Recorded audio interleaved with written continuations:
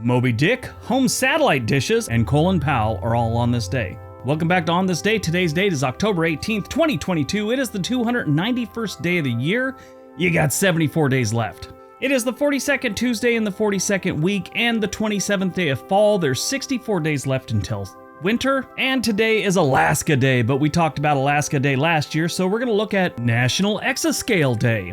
On October 18th, National Exascale Day celebrates scientists and researchers who make breakthrough discoveries in medicine, materials science, energy, and beyond with the help of some of the fastest supercomputers in the world. You know, we've all seen those things about supercomputers and how they do these calculations that are so massive you just can't do it on a basic computer. And this day is the day that celebrates the scientists and mathematicians that actually use these computers. I watched a brief video because I didn't know what Exascale Day was, but it's pretty impressive the things that they do with these computers. I was kind of went down that rabbit hole on it.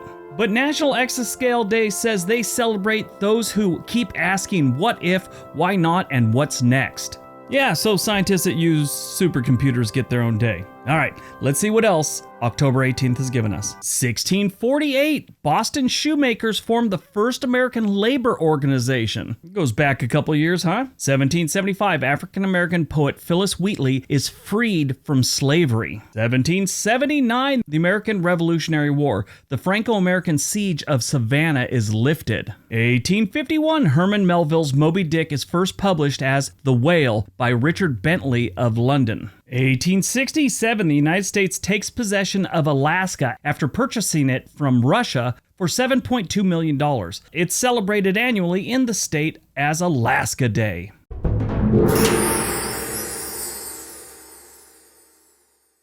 So the United States bought Alaska for $7.2 million in 1867. That's the sum amounting to about $115 million in today's dollars. And this brought to an end Russia's 125-year odyssey in Alaska and its expansion across the Bering Sea, which at one point extended the Russian Empire as far as south of Fort Ross, California, about 90 miles from San Francisco Bay. So there was a few reasons Russia decided to sell Alaska. After being defeated by the British in the Crimea War, the Russians needed funds to protect themselves from future attacks. The Russians feared that Alaska would be easily captured by the British if they ever decided to attack again. So in that case, they just figured they'd lose the land anyway. Why not put a buffer country between them and Canada, basically? Now, if the British decided to attack Russia from the east, they'd have to go through another country's territory and some of the harshest lands on the planet. This, of course, was the secondary plan because originally they decided they were going to sell Alaska to the British and make it part of Canada. At the time, they figured the Bering Sea was rough enough and that could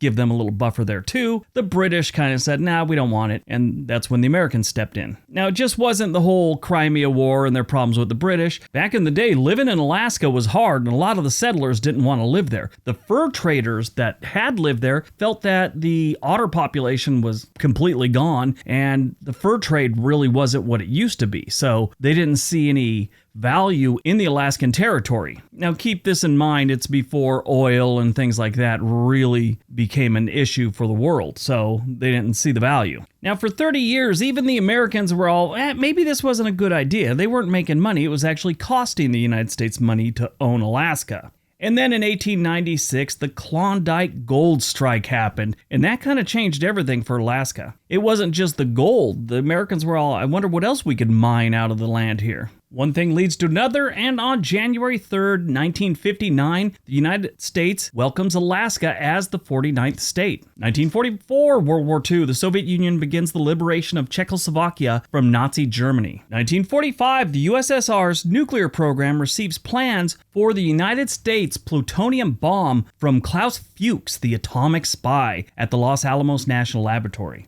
1979, the Federal Communication Commission, or FCC, begins allowing people to have home satellite Earth stations without a federal government license. Now, this was great. At the time, cable was there, but it really wasn't a big deal. You could get a satellite dish. A lot of people put the huge ones in their backyard. This was long before DirecTV came about. So you had these big satellite dishes, and you could get television stations from around the country. We had one on top of my dad's restaurant back in the early 1990s. And that was great because they used to have blackout football games before the NFL season pass and all that stuff. So you could watch football games from Cleveland and Los Angeles and things like that. And then Monday Night Football, which was a big one at my dad's restaurant, if, let's say, at the time, the Raiders, who were in Los Angeles, were playing Monday Night Football, they might black out the game because they wanted more people to go see it live. That was some weird rule they had back then. So we never missed a Monday night, which was very profitable at that restaurant. And then the cable companies got involved and kind of put a kibosh on it and made it harder and harder to do. And then you had to buy subscriptions, even though you had a satellite dish, and it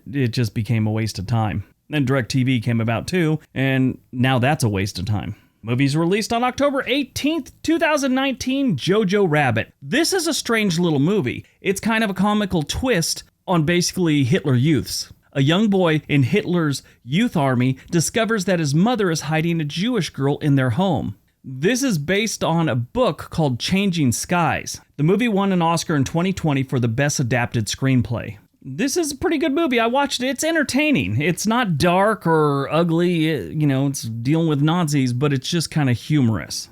Born on October 18th, 1990, Brittney Griner. She is a legendary Baylor women's college basketball player. She stands 6 foot 8 inches tall, and she joined the WNBA's Phoenix Mercury in 2013 after being drafted first overall. She's named the WNBA's All-Star in her first year with the team. These days, she's a political pawn in Russia. Yeah, she's the basketball player that's being held in Russia because she had something in her bag that had residue from cannabis on it, and the Russians basically arrested her, and she's a pawn right now. I just saw a thing on the news that the U.S. Embassy hasn't had access to her since early August, so who knows what's going to go on with that. I really, I hope the best works out for the girl. I mean, she's been through a lot already. Died on October 18th, 2021, we lost Colin Powell. 4-star general who was the first African-American Secretary of State from 2001 to 2005. He famously broke from his party to endorse Barack Obama in 2008. He worked at a baby furniture store before he joined the Army and serving in the Vietnam War. He became, at age 49, Ronald Reagan's national security advisor in the aftermath of the Iran-Contra affair. His son Michael Powell became the chairman of the FCC. He served as the Secretary of State under President George W. Bush. When I was in the Army, I didn't meet him. He was visiting our fort, and he was walking through the mess hall we were eating. The guy sitting next to me has a very unique name. Well, he saw the name on his uniform and stopped and talked to him for a minute, and it was like, he just shook our hands real quick. But he talked to the guy Hinojosa for a few minutes. Apparently, he had an aide for a long time that had the same last name. But yeah, he seemed like a decent guy back then. Colin Powell died on October 18th, 2021. He was being treated for multiple melanoma, and he died at Walter Reed National Military Medical Center of complications from COVID at the age of 84. All right, that's today's video. Hope you guys enjoyed it. Hope you got some information out of it. Now go out, have a productive day, and be nice to each other.